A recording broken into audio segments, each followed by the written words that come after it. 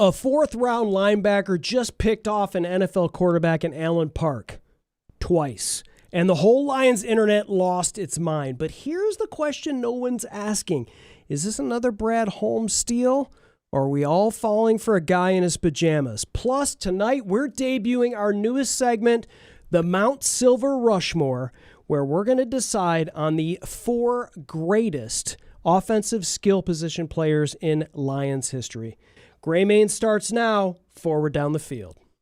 Busted outside left, Jameer down to the 10, Jameer to the 5, Jameer to the end zone, touchdown Detroit Lions! And off Barry, skirts to the left side, breaks the tackle, and he will take it in, touchdown! Touchdown Detroit Lions! That's what I'm talking about! It is caught!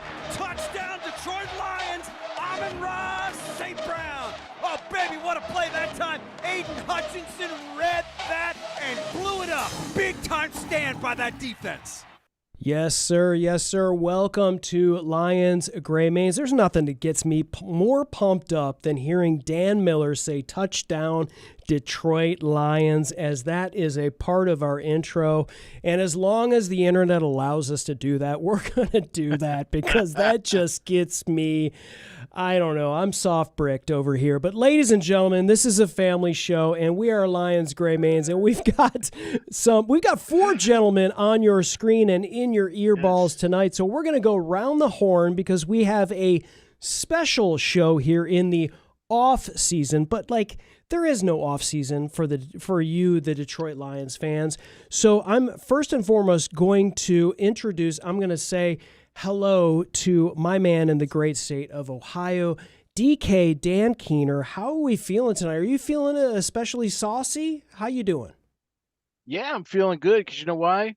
Freddie is headed through Ohio. He's currently in Michigan right now. This is Freddie the German who's here traversing the U.S. and Canada for the World Cup, and he is currently in Detroit. I think he visited Michigan Stadium yesterday. Yeah. He'll be traversing the state of Ohio on his way up to Boston as he goes through and hits all of these cup places. But otherwise, I'm great. Weather was nice today. Yeah. Feeling good. Awesome. And welcome Wanda Rich to the chat. There is no Lions Gray Manes show that is complete without a comment from Wanda Rich. Thank you for joining us tonight, Wanda. As always, first and foremost, Wanda in the chat. Chris, I'd like to point out there would be no show without Wanda either, because it would be a three of us. Right, exactly. That's a biological thing that maybe someone will figure out at some point. But thank you. Yes, of course. And let me also introduce from the Southern Command Center in Phoenix City, Alabama, my man, the Chief Intelligence Officer of Lions Optimism, Dr. Brent Kreider, DBC. How are we? You sound clear as a bell. Please tell me you were at 100% strength tonight. Always. Oh, you're not always. Always. Okay. Even if I'm sick, I can still go. Looking high and tight. Yeah, you got your ears lowered tonight for the show. Looking great, man. That's right. Nice. High and tight. And looking forward to tonight's show. Yes. I'm really excited about this whole Mount Silver Lions Rushmore episode to talk about who are the greatest Lions of all time. Should be awesome, and it's always awesome to have our 4th member of the Lions Gray Manes, the maniacal Mike Terry, who many of you saw. The bearded one, the one who really has the gray mane, the one who many of you saw and were mesmerized by in our 3-day draft coverage. Mike Terry, welcome to the show. Welcome. Well, thanks for turning your camera on tonight, man. Yeah, not a problem. Glad to be here. It's a beautiful day in northern Michigan. Couldn't ask for better weather. We get the 5 days that we live for here. So happy to be here. Good, excited for tonight's show. It's going to be a good one. Absolutely. Glad to be here. Yeah, and so Marcus Newsom is in the chat.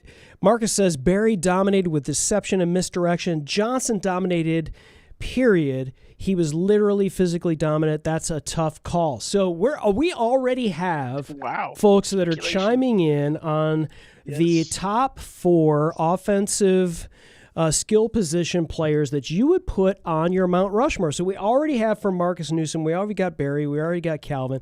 This is going to be really interesting because there was analytics that was thrown into this. There was old people, there was younger people, there was all kinds of stuff that was thrown in, and so it might get a little off the rails tonight on the 4 offensive skill. But listen, this is why we do this. We love each other, but we love our Detroit Lions first and foremost, and so this is we are passionate about that, and so it will get there. Marcus, thanks for that. And so for those folks that are watching and listening, go ahead and drop down into the chat, hit that like, hit that subscribe button, all that fun stuff. But let us know, who are your top 4 offensive skill position players in Detroit Lions history? This is what we're calling the Mount SilverRushmore of Detroit Lions history. We're going to go through this in the offseason. This is what we do. We can't just talk about Chuck Clark and his pajamas all the time. We got to talk about other stuff, right? We're Lions fans, and this is good. This keeps us in the mix for the Detroit Lions. But at the top of the show, every top of the show, we start with the latest Lions news. This time it's a little different, but we're going to start with the rundown set off by our friend, Mr. Mike Terry.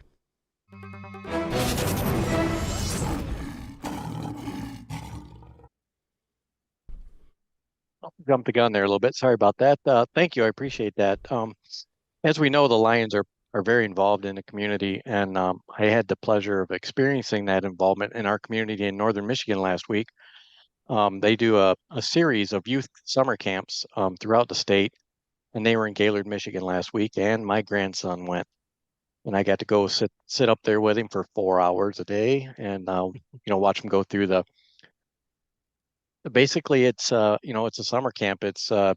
There's college and high school head coaches that go through all the training programs and everything for the playwright program, and then they also go through some training for the NFL to actually be able to do this with the Lions.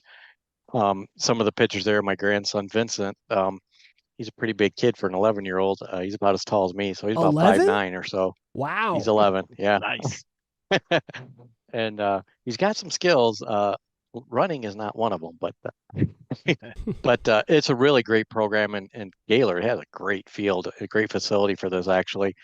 So Chris Fritching is the executive director, executive vice president of football education for the Detroit Lions, and he runs this program, and he was actually on the field coaching with 4 other coaches they had.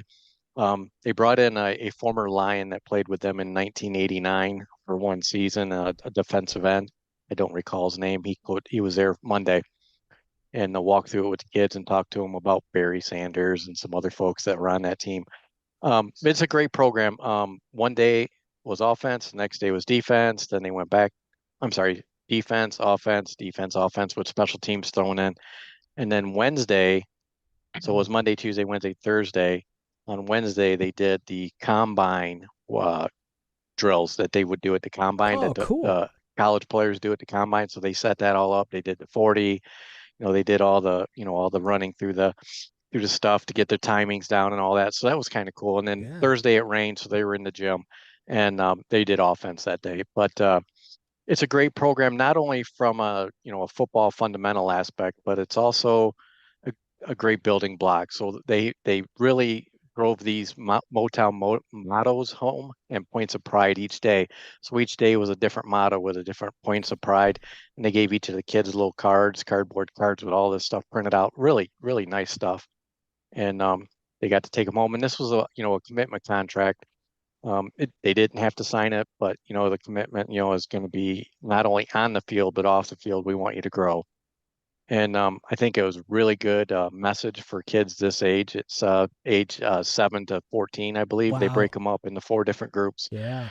And they named each group after a Lions player. So my grandson Vincent was in the Gibbs group, Jamar Gibbs, and so they break them up by age group, and then they go out and do their stuff, and they also get assigned an accountability buddy. And at the end of the day, they get together and they, talk about how their buddy helped them, inspire them, help them move on when they were maybe retired. 4 hours is a long time for those kids to be out on the field. Yeah.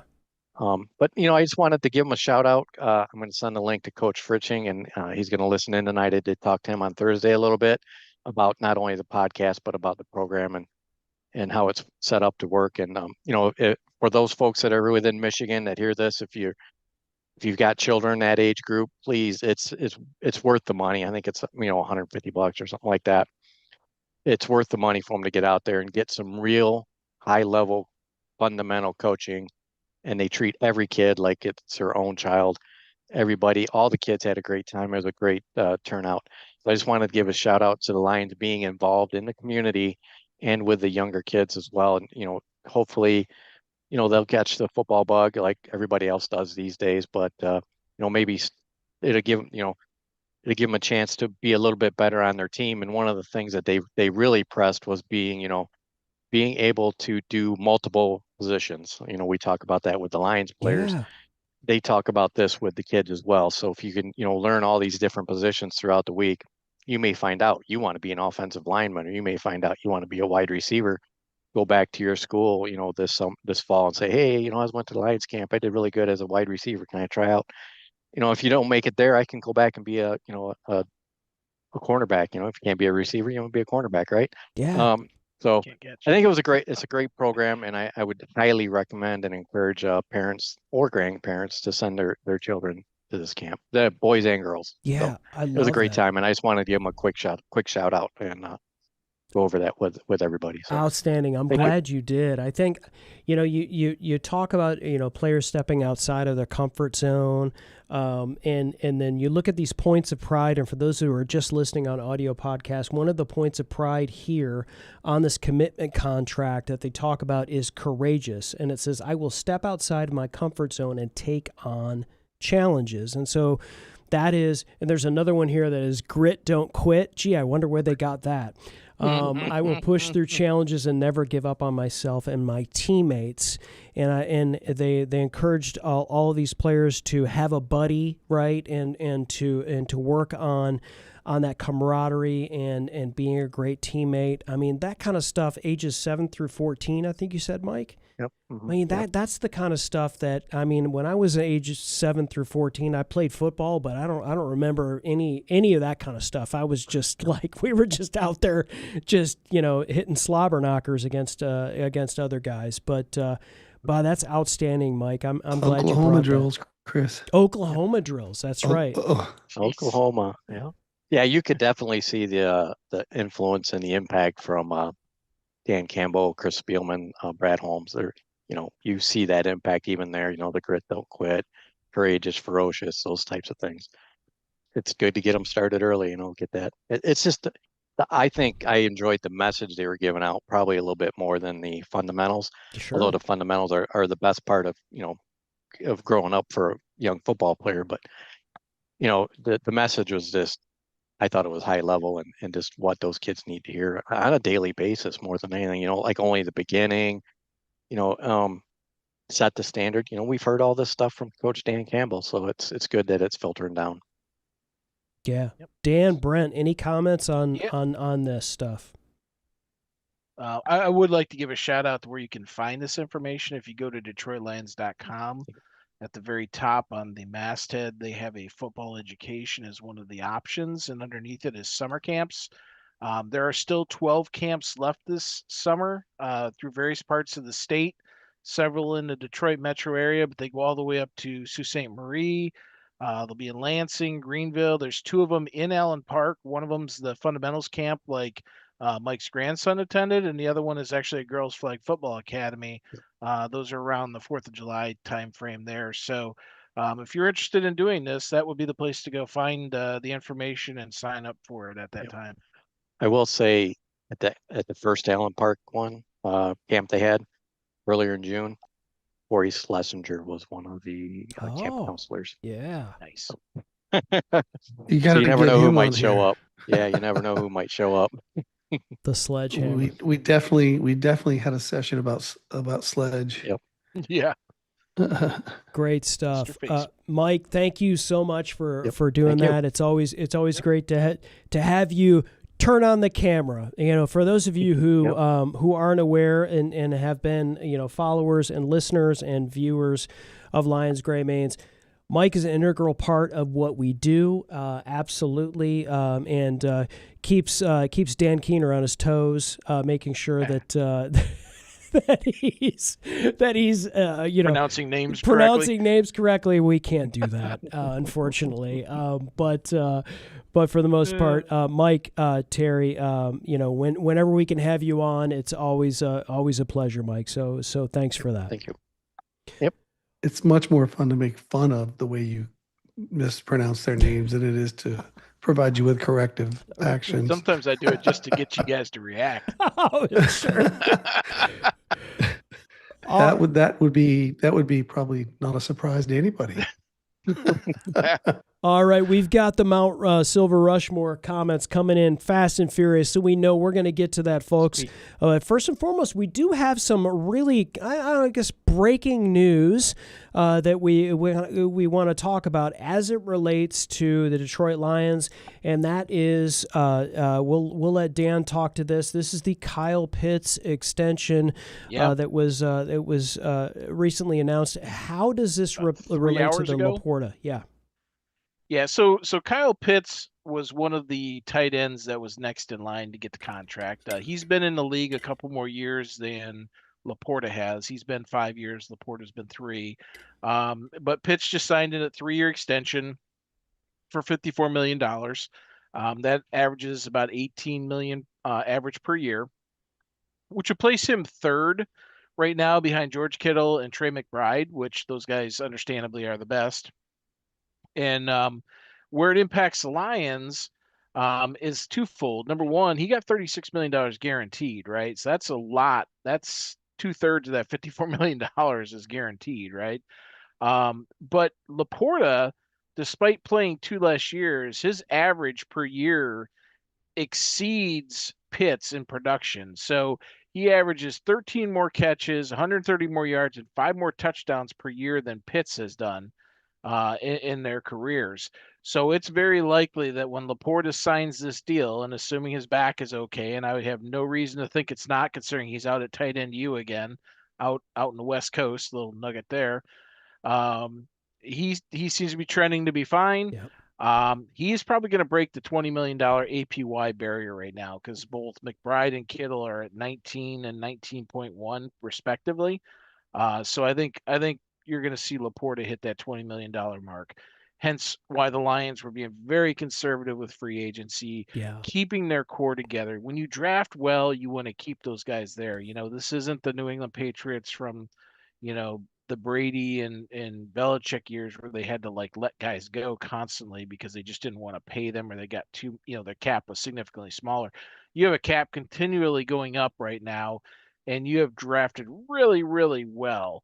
So they want to keep these guys versus throwing money at somebody else's draft pick and overpaying for them. Good call, Brent. Any thoughts here? Is Laporta worth it?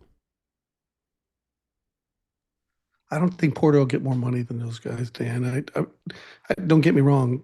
The way that the NFL works is it's always about one-upping the previous person who signed. But we have seen a few examples where Lions players have taken less money to stay with the team. And I think Laporta will be a guy that they're going to have some difficult discussions with. I think Mike even mentioned a few months back that he doesn't think that the Lions are going to re-sign. If I got it right, Mike, I don't want to misquote you, but I think that if he insists on being the highest paid tight end, I think you have to start to say something like, we'll let it play out, and we'll make alternative plans because you can't pay everybody max dollars. Penei Sewell took less money than I think he could have argued for. Amon-Ra, etc. So, I mean, it's an interesting debate, but I'm not saying you're wrong. I'm saying I think it's an alternative. They all set the high mark for their position when they signed. The problem is they were quickly replaced, right? I mean, someone jumped them like almost immediately within a month or two. So now they look like great deals, right? Right. And that's where you have they to worry are. about them Yep. saying, "Hey, I'm producing like top 5. I should be paid like top A lot 5." of I'm it is surprised more timing. players Isn't it don't have that crazy in their how contracts. timing is a factor in all Yeah. this? You know, you start seeing these wide receivers, getting deals, and you're like, oh my God, I'm glad we got Amon-Ra and JMO and all of these deals sort of before all of that, right? So some of it is timing. So this is different. Gibbs is the one that's going to be Yes. interesting, right? Right. But when you look at the Lions and you start looking at next year, right? You don't really have anybody that's, Laporta and Branch are the only two for next year that are big free agents. 2028, looking at that list, you have a couple guys that are back. You've got Barnes, Reed, Arnold, Rakestraw. I mean, again, we don't know if those guys, Mahogany, we don't know if any of these guys are going to pan out, so I don't know if they're going to get another payday. So we'll see where it's at, but, to Brent's point, I think more it's going to be about his back, right? Right. They may wait to give him time to show he's healthy and he's worthy of it. Yep. But Brent, you're the one that's been preaching. This cap keeps going up, so it just keeps pushing that upper level up. And you're right, it is one-upmanship.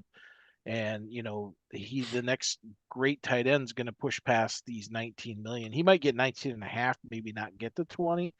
But that guaranteed money was kind of the big piece of that deal for Pitts. And Laporta has been a better tight end than Pitts has been. I don't disagree with anything you said. It's just going to be interesting to see. And look, they'll throw a couple extra million maybe on the end of the contract, as we've seen, to kind of tip the scale. For him to quote get the highest paid contract a year he'll never see, probably, right? Something like that. But his health is a big part of it, and you hit it spot on. Just like with Hutch, they had to see him back in action, and he was not quite Hutch-like at that point, but they still re-signed him. They saw the upside, and they saw that he was able to work hard and that there were no ill effects of the injury. I think the same thing's going to happen with Laporta. And, Laporta's a top 5 tight end. I think when you just said that, that's exactly right. Top 5 tight end When money healthy, doesn't mean number one. Yeah, it doesn't necessarily mean highest paid tight end, but all the points that the comment that came up, I think it was Marcus, but Dan, you're exactly right. And we'll see what happens. I think the Lions have made it clear they want to re-sign their own, so there's no debating. They're going to make every effort to try and fit him into what they're doing. Yep. All right, let's roll through these last handful here. Brad is like a butter churner. He takes the bottom of the roster and he's constantly churning it.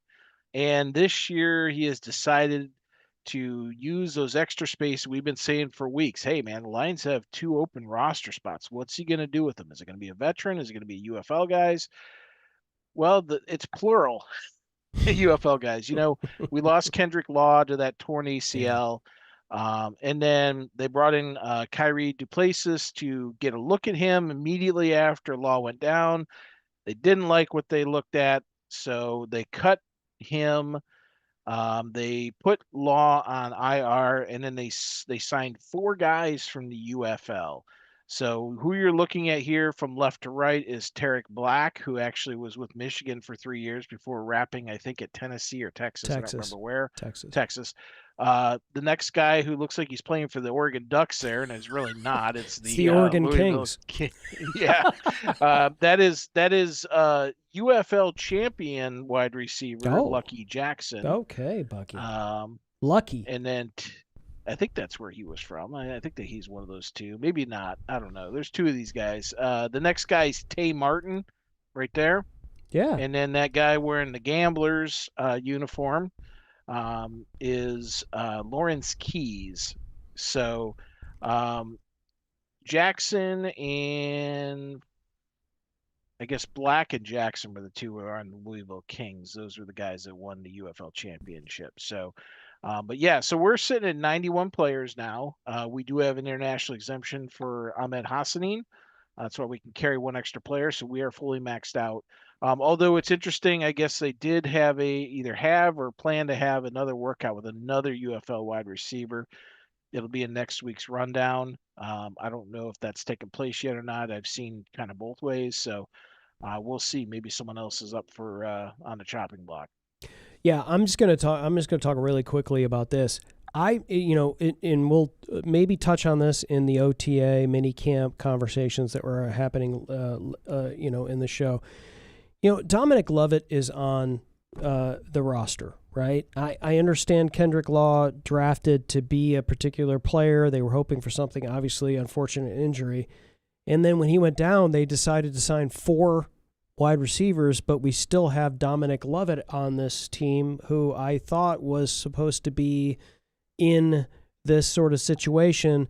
And so I'm going to tell you right now, I'm a little worried about Dominic Lovett. And I understand there's not a huge, what was he, 7th-round pick, I think, at this point. But it doesn't really bode well for, I think maybe the confidence level that they have in Dominic Lovett at this point. Well, keep in mind that these guys, a lot of them were brought in for their special teams prowess, returning ability, gunners, things like that, and while they did play wide receiver, none of them, I don't think any of them lit it up, but they're all bigger guys. They're all like between 6'1" and 6'3", and I think 3 of the 4 are over 200 pounds. They seem to be athletes. So I think it's just a case of Brad just bringing in more guys to compete. They've got to fill that returner role. They've got to fill those gunners.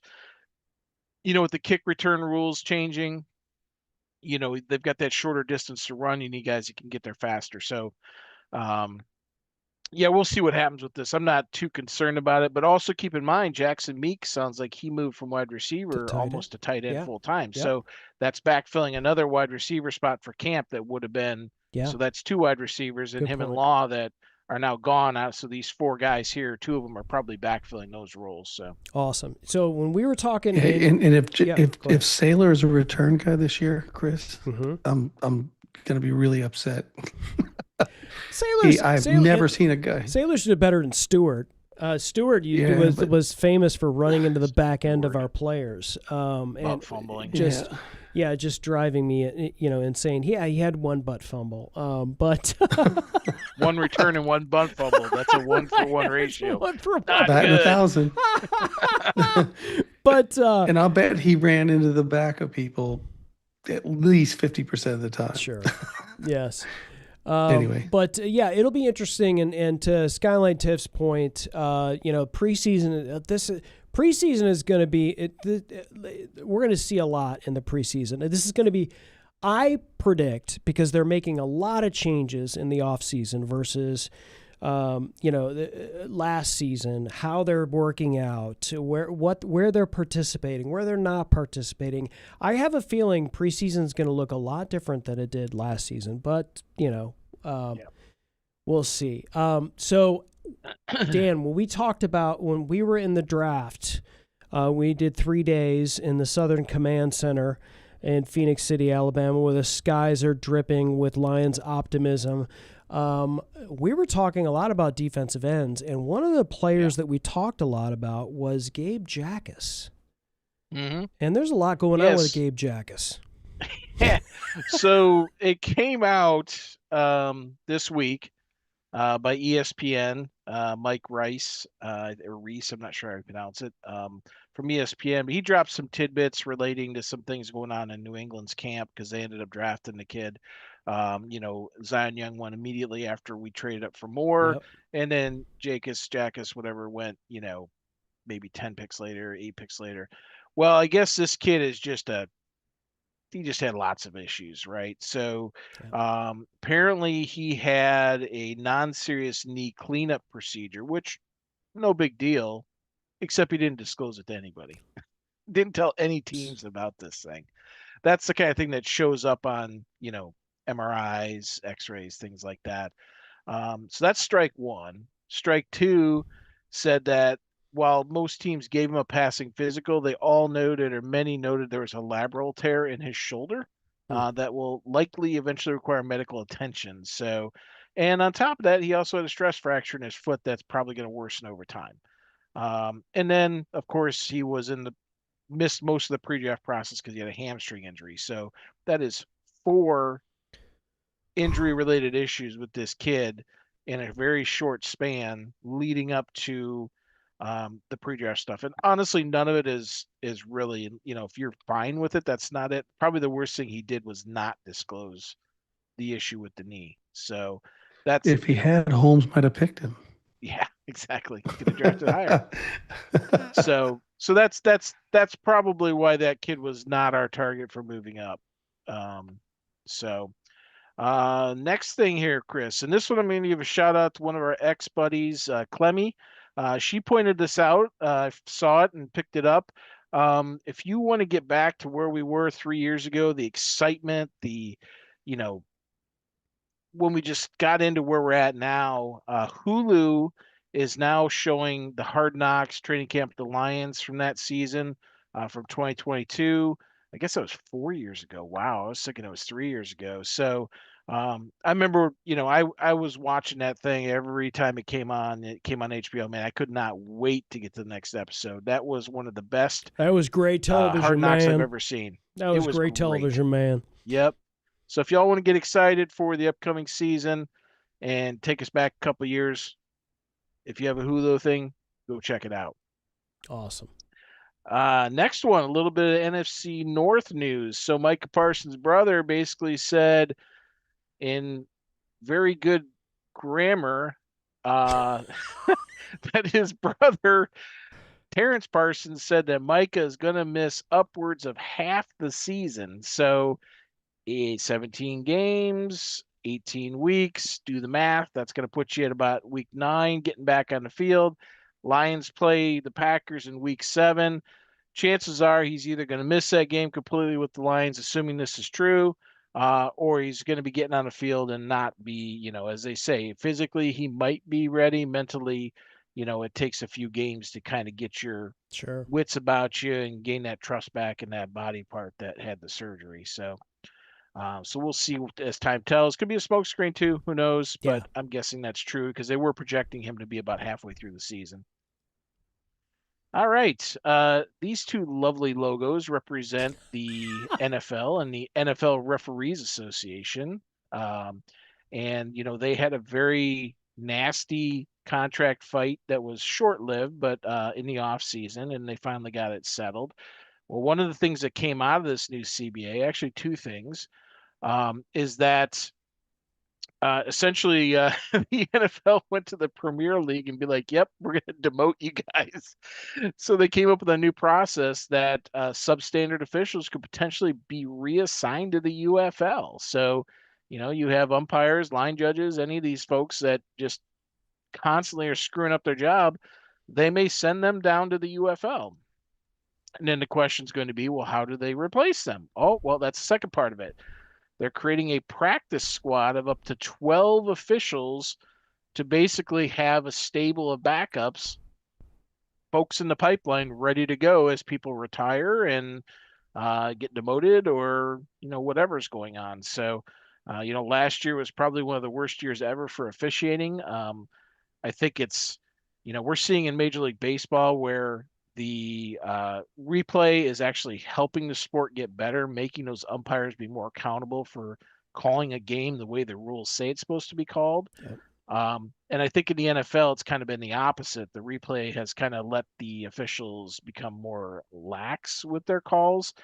They'll tend to, something that's close, they'll tend to just like let it go and let the replay fix it, which it's kind of crappy. Call what you see, call it when you see it and call it as you see it. Don't call what you think you see, call what you actually saw, those sorts of things. So we'll see how this goes, but hopefully this will clean up the refereeing eventually, because that's really been going downhill the last several years. So I think the shape of the U there, the way he's holding his arms up, that's foreshadowing the demotion to the UFL.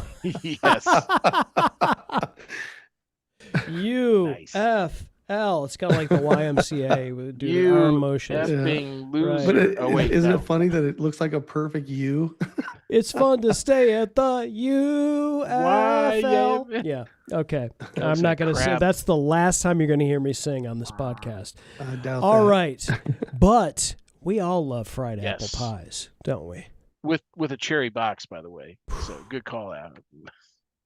So America's 250th. I'm sure you've all heard about Oh, it. yeah. Those are apples. Nostalgia's coming back. Those are apples. They look like cherries. You're right. They are apples. Nostalgia's coming back. Pizza Hut's got one of their largest franchisee owners is bringing back the Tiffany lamps, the buffets, the red cups, everything that made Pizza Hut fun to go to in the 80s. Well, guess what? McDonald's says, you know what? We're getting in on this action. We're going to bring back a limited edition run for America's 250th and bring back the fried apple pie. No more of those crappy baked things that nobody liked. Let's bring back that hot molten goodness that burns your mouth. Probably you'll have to have a warning on it, like the coffee cup. Don't sue us if you burn your mouth on this thing. So, but yeah, they're available now, I believe, in some places, even though supposedly they weren't going to be available until I think the 26th. But some stores have jumped the gun. So, yeah, go get them if you can find them. If not, go to Popeyes because theirs is pretty freaking good too. Oh, okay. All right. They got cinnamon dust on theirs. Shout out to Makes them Popeyes, extra not fatty. yet a sponsor of Lions Gray Mains. Yes. All right. Yes. And it's time. We are at the mini camp recap. So this is where we have prominently featured bottom left corner, the man with the bionic arm.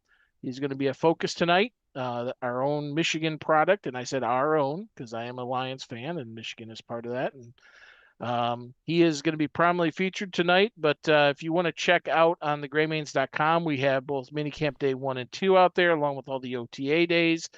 Fully recapped, we have the interviews with the coaches, the players, the assistant coaches, observations that have been gleaned from all the reports online, who was where, what positions, the injury updates, all that stuff. So feel free to go out there and check that out. And I'm going to turn it over to Brent now to start talking about a Michigan man. Right on. Brent, let me tee you up on this because let's not make this about the Michigan Wolverines, right? Because this is a Detroit Lions. If you're a Michigan fan, right? This is a Detroit Lions podcast, but obviously we had a few Wolverines that were drafted to this team. But listen, if they were Ohio State players, if they were Michigan State players, it wouldn't matter. We want them to perform for this team. So, Brent, I'm going to tee you up on this. So, obviously, Rolder popped. Rolder popped in OTAs. He popped in mini camps. He picked off. He had multiple, pass deflections. He picked off Bridgewater. He reads his progression to the post. He fully extends it. He plucks it. He like it would have been a pick six. And we're basically like watching the beat writers. Like Tim Twentyman said, Roller's passing game instincts were better than expected for a guy that started only one season at Michigan. This is the other thing I am going to talk about Michigan a little bit, but he only started one season at Michigan, so he's had somewhat limited reps. So, Brent, how rare is that for a rookie linebacker? Here we are in June. We still have our pajamas on. Do we need to pump our brakes on Jimmy Rolder? Is this just a story for us? It's just raw meat for us Lions fans to kind of talk about this guy? What do you think? Raw meat, Chris. Okay. All right. Anything Lions for us is raw meat. But let's just put this into context. So folks say that Jimmy Rolder didn't play a lot. He had over 200 snaps the season before, and in his freshman year he had 155 snaps that he played. And so the reality is he played a bit. And good call. Approximately 1,000 college snaps. It was just slightly less, 900 and something, low 900s. But it doesn't matter. The point is, he had a lot of snaps. And the thing that we talked about during draft day when the Lions picked him up was what position is he going to play? And where he really struggled at Michigan was in coverage. His PFF scores, if I remember right, were somewhere in the low 60s, and his rush defense, to Dan's argument, Dan's been saying from the beginning that he's sees him as a middle linebacker. I see him as a weak outside linebacker, strong outside linebacker, middle linebacker, just depending on the needs and the scheme that you're playing. But what Jimmy Rolder has is a lot of versatility, Yeah. and the ability to kind of bounce around and be the jack of all trades, master of none, maybe, right?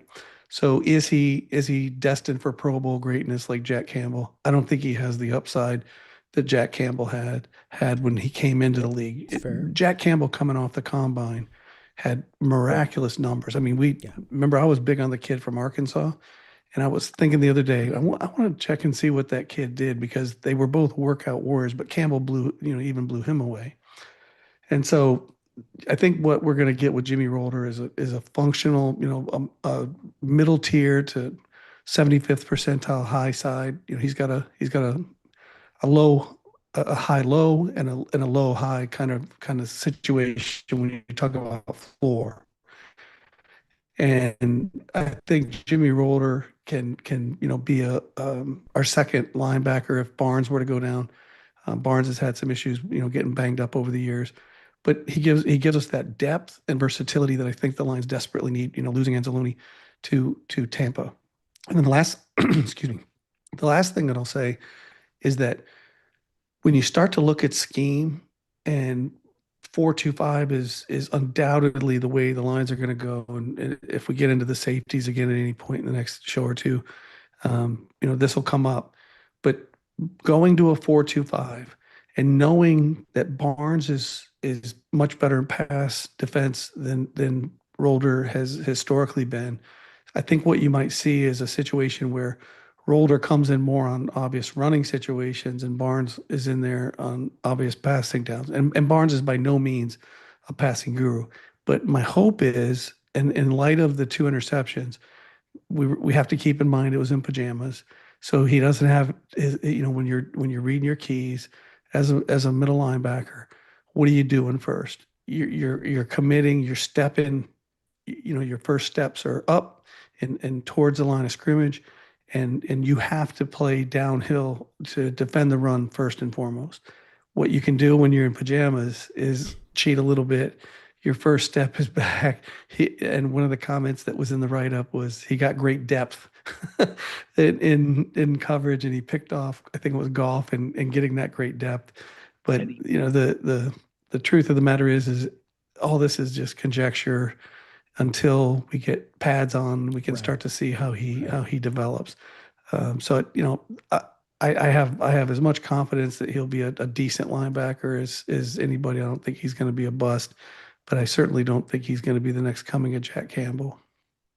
Yeah, Dan, I guess he's sort of projected, and in a lot of what people are talking about is he's like back up to Malcolm Rodriguez at will, maybe 4-core special teamer. What's a realistic year one role for Jimmy Rolder? I mean, they're going to put him whatever role he earns, right? And a lot of that's going to be predicated on the health of the guys in front of him. But look, we've only got 8 linebackers on the roster. That's right? true. Yeah. So if they keep 6, if they go with that 4-2-5, which we talked about, using more of a nickel, using more of a big safety as that 5th player out there, we might only keep 6 linebackers. So, he's basically battling Eric Hunter, Joe Bacci, Trevor Nowaski, and Damone Clark for that last 2-3 spots, right? And I know what Brent's saying about it, but he's the depth thing is kind of not a joke, because how many times have we watched our linebackers not get deep enough and not disrupt the pass across the middle that they should have been back there? Preach, Dan, preach. Yeah. And again, it's, as you said, it's pajamas, but being in position is key. And they were seeing enough of him during the camp, during the practices and everything, that they wanted to get him on the field. If he was not being where he needed to be, and obviously they want to temper enthusiasm because he's a 4th-round rookie. He's hasn't he's played 1,000 snaps or so. He's experienced, but not like a 4-year starter or anything like that. So they're going to temper his, the expectations for him. But if the kid's showing it in pajamas out there and shoulder pads and shorts, when he brings the physicality to it, being in the right position is the first place to think. You got to be able to wrap up and tackle too, which I think the kid is capable of. Oh, Unless you're absolutely. trying to tackle Bo Jackson from Ohio State on a stutter step. But I digress. Um, he got embarrassed pretty bad against Ohio State by him. But anyway, the thing about him is I think, Brent hit it. He's going to be very versatile. If I believe if Campbell goes down and depending on, maybe it's a game or whatever, how deep into the season, I suspect they will move him into middle linebacker because you got to put your best guys on the field, right? And his size is substantially better than Malcolm Rodriguez. And they're similarly physical, speed, things like that, right? But if he has the ability, I mean, I think Brent, you pointed out, I didn't catch it at first. Went back and watched. One of the coaches made a comment about even having him at safety, which is like that big extra fifth player out there on the field. That bullet, that hybrid. If you got a big tight end who maybe isn't super fast, but they're a big physical tight end, that's the kind of person you put on them, right? As a linebacker. So. But we'll see where this all goes. But I will point out, where there's smoke, there's water. And I kind of went back and looked, and as I was putting together these OTA and minicamp summaries, I kept noticing his picture kept showing up. They only post 20 to 25 pictures from each session, right? Rolder's showed up out of the 11 different things. He had 10 photos in them. So he's very photogenic from I think his name is Jeff Nguyen, is the Lions photographer. Maybe it's John Nguyen. I think it's Jeff Nguyen. But anyway, he took Rolder's photo a lot. And you can't take the photo of the player unless he's on the field. And so he was out there and, very, very much being captured in that. As Brent said, he was making plays. He picked off Teddy on that one he mentioned. He supposedly had another interception earlier in the season. He had a couple passes defensed. So once they put the pads on and start hitting, we'll know for sure. And hopefully, like he still wears that brace on his arm, but supposedly his arm is fully healed. But it could just be a comfort thing for him. I think TJ Watt or JJ Watt always wore one, even though they didn't need it, just in case. It was a dislocated elbow, so you really don't want to fool around with that, Sure. But yeah, I think it's very hopeful that he is getting this much play this early on. The other guys, you aren't hearing much about Bocce. You're not hearing. I mean, Damon Clark was supposed to be that fourth backer. Yeah. I hadn't heard squat about that guy. Yeah, there's some of it. Yeah, that's a great point. It was Damone Clark, Dominic Lovett. There's one other player I was thinking of.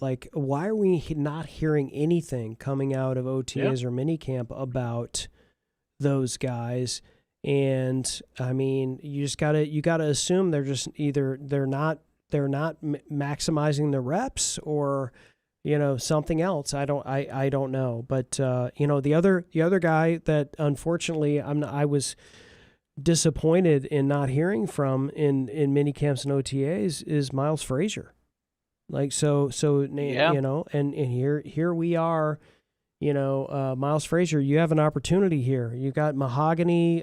There's question marks in these positions. And I'm just not hearing a lot about Miles Frazier either. Now, again, Dan Campbell did talk about him a little bit. He brought him up. He said, it's going to be an open competition. Yeah. And he mentioned Mahogany and Frazier. But guys fighting for that left guard spot. Right? Yep, exactly. Yeah. No, but I was just reminding you guys that Campbell's the only one that brought him up. And we haven't even seen Ben Barch yet. He's the veteran. He had to list Frank last year at the 49ers. He hasn't been practicing. He'll come back to start a camp. So, as Brent just said, you got Frazier, you got Mahogany, you got Barch, and you've got Scruggs. Scruggs Scruggs. Yeah. Well, they said Scruggs had a really, really good, was moving well. And I think he probably is right there neck and neck with Christian Mahogany at this point. Mahogany was still with first team, but Scruggs was in there quite a bit. And he's our backup center too. I think, McLaughlin may or may not make it, but he sounds like Scruggs is the backup to Mays right now. We'll see once pads come on. All right. Folks, it's time to transition to our newest segment for Lions Gray Mains. This one's going to be fun. I just have a feeling. I think we're all a little bit in a little bit of a disagreement on all of this, which makes this so much more fun for you all to listen to and to participate. There's a lot of folks in the chat that are already letting us know who they feel like are the top 4 offensive skill positions. So we're going to roll right into our new segment, and this is the Mount Silver Rushmore.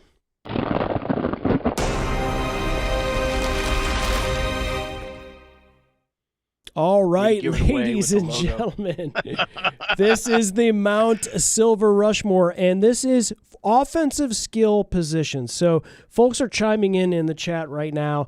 There's lots of conversations about Jason Hanson and Penei Sewell and Marcus. I'm loving the fervor here in the chat. There's lots of other folks that are chiming in. Price of Life, with Jason Hanson. So just so you know, there was hours and hours of analytics and people submitting stuff from all of us and back and forth on all of this kind of stuff. So there's a lot of analytics, but there's a little massaging as well here. So we're gonna let you know that this is offensive skill positions. So we will not consider offensive linemen in this.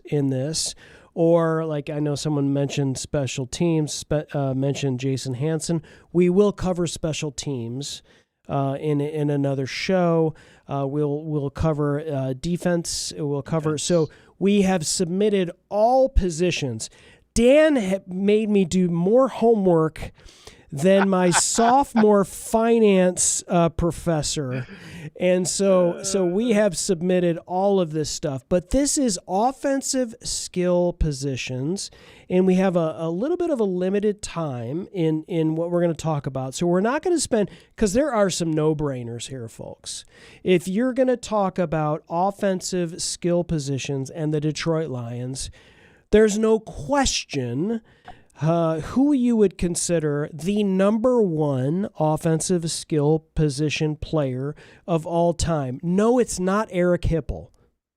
So Brent, put it down. Really? It's not Eric Hipple. Like Willie Green touchdown machine. It is. It is not. It is not. Sledge. It is not Sledge. Corey Schlesinger. Even though we love those players and they have meant so much. It's not Eric Kramer, Mike Terry. I'm sorry. So everyone chime in with who you feel like is the top offensive Detroit Lions skill position player of all time. We're about to reveal it. This is from the Lions Gray Mains, and it is no-brainer, the one and the only Barry Sanders. Yes. Shocker, ladies and gentlemen. Shocker that it is Barry Sanders. And, of course, Marcus says Goff won. So Marcus Newsom feels like Goff should be the number 1 person on the Mount Rushmore of all time. Guys, we have limited time. But I do want to let's give Barry a little bit of due here. So Brent, why is Barry Sanders the number 1 offensive skill position player for Detroit of all time? Best running back in the history of the National Football League.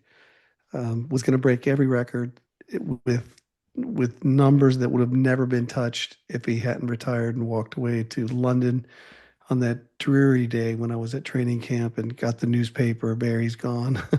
Bye-bye, Barry. He was just a special talent. I think I posted to the Slack channel the other day for the Lions list, Barry's career highlights, and I could watch him all day. The guy was so quick. His ability to start, stop, spin, juke, unrivaled. And don't get me wrong, I love some of the great running backs in the history of the National Football League for different reasons, but hands down, I think Barry and all the players who played with him said Barry was the greatest running back. So that's enough to convince me. All right. So let's roll into player number 2. Dan, I'm going to let you talk about this player. Again, kind of a no-brainer. You're going to sense a theme tonight, and that theme may be a yellow jacket. As far as that's concerned, which was a heavily a factor into the deciding factor of who is the greatest offensive skill position player of all time. The second player on Mount Rushmore is Megatron, Calvin Johnson. Dan, why is Calvin Johnson the second player on the Mount Silver Rushmore? He's got a lot of the same characteristics as Barry, right? I mean, he's a game changer, and to be the greatest of all time or one of the greatest of all times, this has to be someone that elevates everyone around them. This is somebody that you take them off the field and your team is substantially worse, yes. Right? And having lost Calvin Johnson, much like Barry, early to retirement, it was a stinging blow to the team because we'd been blessed with some very special players over the years. We just never had enough of them together to put it all together into a cohesive unit, So, Calvin made Stafford better. Stafford made Calvin better. Yes. And he made the other wide receivers better, that were around him and the tight ends and stuff. So, we don't need to go into his accolades. But that's really what it boils down to is they're a special player and everyone around them was just better. And if, everyone always remembers, I think it was the Bengals where they had like literally 4 dudes around him in the end zone. And he still went up and high pointed the ball for a touchdown. Unreal. So it's just phenomenal. That's all you can really say. It's a no-brainer. Yeah, he was unguardable for sure. Both players that we have. I mean, listen, I will fight anyone that wants to argue that those two are not the greatest offensive skill position players in Lions history. There's no question. Everyone else stand down. So these two, this was inarguable. I think it was a landslide for all of the Gray Mains in the vote for here. So here's where it gets interesting. Here is where it gets interesting, ladies and gentlemen. And so go ahead and chime in. If you're in the chat, if you're watching this on replay, this is where it gets interesting. You may be someone who is 25 to 35 years old, and there's a certain Lions player that you that you grew up watching that is your favorite. It could be, I don't know, Reggie Bush, or it could be Brett Perriman, or it could be, I don't know who else. There's a lot of different players in a lot of different, varying ages. But if we're going to talk about an offensive player who is perhaps one of the greatest tight ends of all time, certainly currently the greatest Lions tight end of all time, and a Hall of Famer, we can't go further than talking about Charlie Sanders. And Charlie Sanders. People thought that was going to be David Hands of Sloan. Not David Sloan, not Brandon Pettigrew, but Charlie Sanders, ladies and gentlemen. And so this was one that the next two players, there was a lot of conversation here, and some of the younger players that are in the chat might go, "What?" But Google Charlie Sanders. Yeah, Marcus Newsom says, stop. Charlie Sanders Hall of Fame, ladies and gentlemen. There's no question this man, was a stalwart member of the Detroit Lions organization. So, guys, anything to chime in here with Charlie Sanders?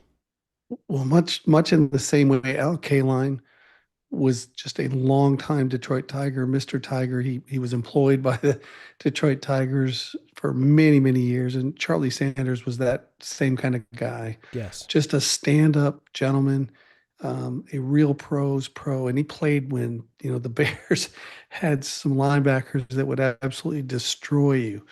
And he took a beating, held on to the football, and I mean, we can argue all day the nuances of why we picked him. I think the next one's going to be even more interesting, Dan. Yeah. Yeah. I mean, the thing about Sanders is he's in the Pro Football Hall of Fame. He's in the Lions, Pride of the Lions Ring of Fame. Yes. He was in NFL 1970s All-Decade Team, Detroit Lions 75th Anniversary Team, All-Time Team for the Lions. He was the first rookie tight end selected to a Pro Bowl. If you plopped him into today's game, he would literally be Travis Kelce. He's that good. He was the best blocking tight end and one of the best receiving tight ends of his era. And that skill set translates to today's games. A lot of those guys from back then, we might see this when we get into some of the offensive linemen. People are going to be like, who the hell's that guy, from these 50s teams or whatnot. Yep. Well, he's a guy that could play in any era. He's that good. Mm. And by the way, just a little data point. There were a lot of different quarterbacks that threw to him, and many were not good. Yeah. So when you look at the history of the Lions quarterbacks, and you see his numbers in an era that passing wasn't what it is now, the guy is a definite Hall of Famer and a Mount Rushmore of Lions greats. Folks, here's where it gets interesting. This is where, up until the last minute, we didn't, there was a lot of let's say honorable mentions, at this point, but I don't know how this we ended up with this, but there's going to be a lot of people that watch this show, that listen to this show, that maybe have heard this name, maybe from their father, maybe from their grandfathers, and maybe when they hear of lore, whether it's Jeff Daniels and Peyton Manning doing a tribute to the curse of this player, or whatnot. But the fourth player that we're putting on the Lions Mount SilverRushmore of offensive skill positions is quarterback Bobby Lane. Yes, ladies and gentlemen, Hall of Fame quarterback for the Detroit Lions, Bobby Lane, is the fourth player. Now, not everybody agrees on this, so this was weighted. There was all kinds of conversations about different positions here. I'm going to roll it over to Dan and let you talk about Bobby Lane, and maybe some other players you might put in there ahead of Bobby Lane. Yeah, so Bobby Lane, I think, is definitely a Mount Rushmore. Which the problem is most people don't know a lot about him.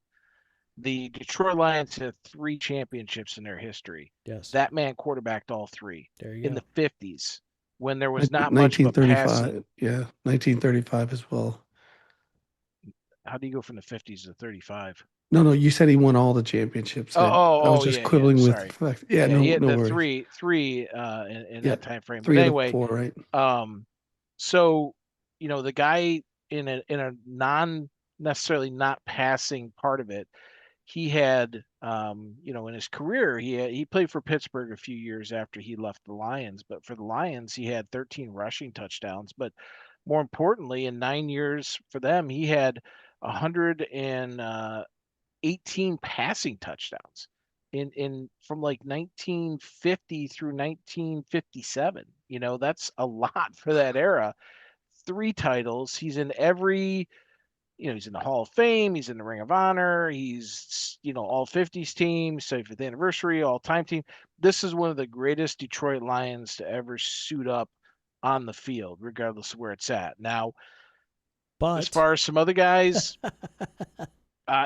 this would have been, analytics-wise, this would have been there's guys, Schlesinger was considered, but he's a fullback, so we kind of ixnayed him because there really wasn't a lot of competition when we start, adding weighting to it. Stafford was in there, but Goff was kind of around that era. But again, this was all our methodology was basically rank your top, anywhere from 3 to 6 players depending on the position.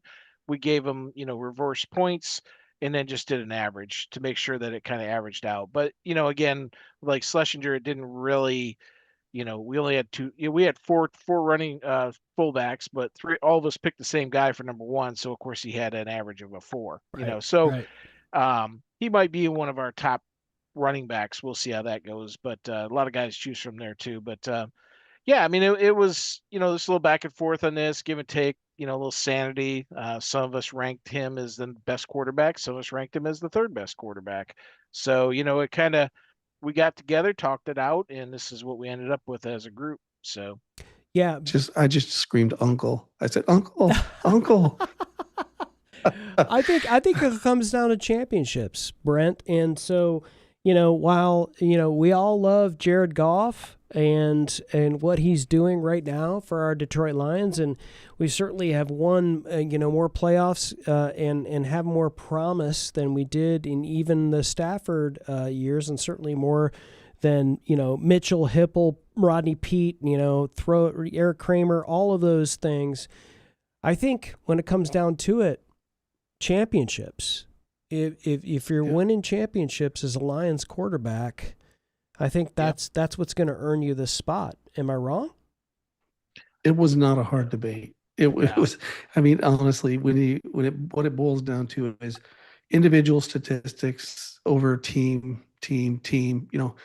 Accolades, and he won championships. And look, I personally, if you look at the numbers that he put up during the time, I mean, I just posted in the chat there. Yep. He had second most passing yards behind Norm Van Brocklin. And then the guys behind him, Otto Graham and Y.A. Tittle. Yeah. Yeah. So, slackers. Yeah, you're talking about an elite quarterback, right? In the 50s, 3 championships, no doubt about it. But just for the sake of, debate that we had, I give all the credit in the world to Matthew Stafford playing on the teams that he played on. Yeah. The terrible teams, Yes. absolutely terrible teams. And, I don't like the way things ended with him getting traded. But I will say this. I think Jared Goff's can end up with more passing yards and touchdowns. He is so much more efficient, and he's been healthy. Stafford, missed the better parts of 2 seasons, and then, over the years, he missed a few games. But and don't get me wrong, Stafford, other than those 2 seasons with the right and left shoulders, he was a rock of health for the most part, with a terrible offensive line a lot of those years. And Goff has had the benefit, other than last season, of a fantastic offensive line. And we know the numbers. Goff has not been great under pressure. He's middle of the pack kind of numbers and under pressure throws, but a lot of really, really talented football players at the quarterback position. Some of the other positions, they're going to be harder to do this with. Oh yeah. But how's his on target percentage though? I mean, Goff is really accurate. In fact, he doesn't know what we're talking about. I don't think, Chris. No. We had some of our friends from the Indiana team, Indiana Bears, the Northwest Indiana team, chiming in about not happy that we were calling their one stat they're leaning on nonsense. I get you now. Yep, sorry. Yeah. Yes. Well, I mean, look, accuracy plays a big part in it, and this year is going to kind of tease this all out. I think you're going to see some interesting goings on in the NFC North this year in our quarterback. I like who our quarterback is, and in this whole battle. Yep. 100%. So there you go, folks. That is the first of hopefully many Mount SilverRushmores. This is the offensive skill position guys. And so once again, to recap, Barry Sanders, Calvin Johnson, Charlie Sanders, and Bobby Lane. Folks, jump down into the to the comments. Let us know. Did we miss somebody? Is there some player that we completely missed because of our analytics and our old man brains? Certainly let us know, because we're here for it. And we're here for it every Tuesday night at 7 p.m. Eastern. We go live. If you're listening to us on replay, join us live. This is where we have fun. This is where all of the folks like Marcus Newsom and Wanda Rich and all of these folks who are chiming in here live join in with us. So feel free to do that. But tonight we're going to be signing off. And as always, we're going to wish you a go Lions. Bust it outside left. Jameer down to the 10. Jameer to the 5. Jameer to the end zone. Touchdown, Detroit Lions. Hand off Berry. Skirts to the left side. Breaks the tackle. And he will take it in. Touchdown! Touchdown, Detroit Lions. That's what I'm talking about. It is